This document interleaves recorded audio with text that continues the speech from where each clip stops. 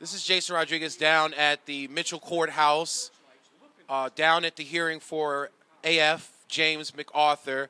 And I have Leo Zimmerman here, who's been following the case very proactively, is going to give us an update as to what he heard in the courtroom in today's bail hearing. I believe this is his second bail hearing. Is that correct? I think it's the fourth bail hearing, actually. But it's a new hearing that was rescheduled now that his case has been shifted from district court to circuit court, and his charges have been shifted where one count of illegal possession has been dropped and one count of resisting arrest has been added. What was the demeanor, or what would you say the feelings that you get from the judge this morning?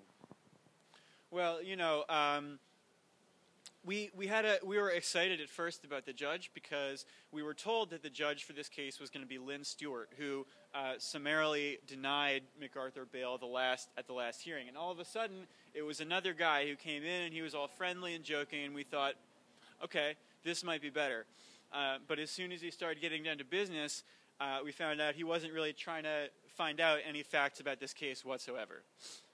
I know it's hard to get at James MacArthur and to find out exactly what his state is, but how did he look in the courtroom? What would you say his state and condition was in the courtroom today? Honestly, he looked strong and determined, more in control of himself than he was last time, and he looked basically aware of the fact that this was going to be a long-term struggle. So he was clearly hopeful that something good was going to happen today, but he also realizes that he's up against something really serious right now. How do you feel his lawyer's presence in the courtroom was this morning? Personally, I don't think that the best case possible was made.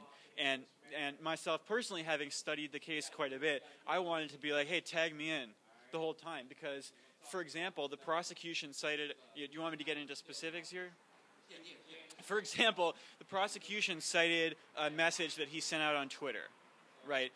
They said that their ace in the hole, why is this man violent, was poor guy. A message on Twitter he sent out saying, poor guy I take out might have a wife and children. Okay, that might sound sort of threatening.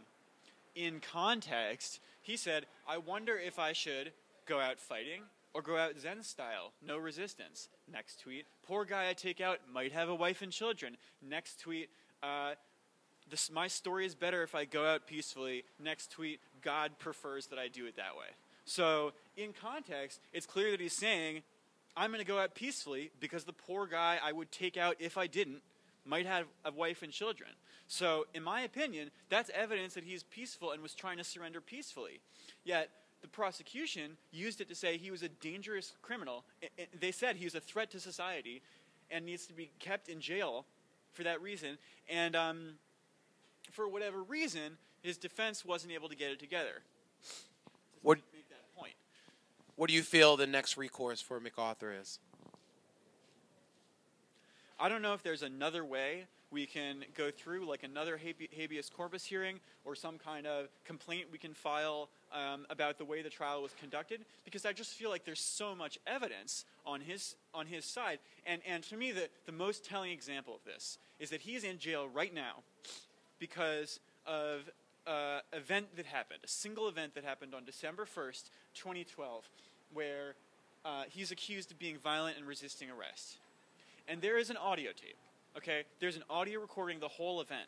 So if you want to begin to consider the justice of detaining this man on the basis of this event, why not start with listening to the audio tape?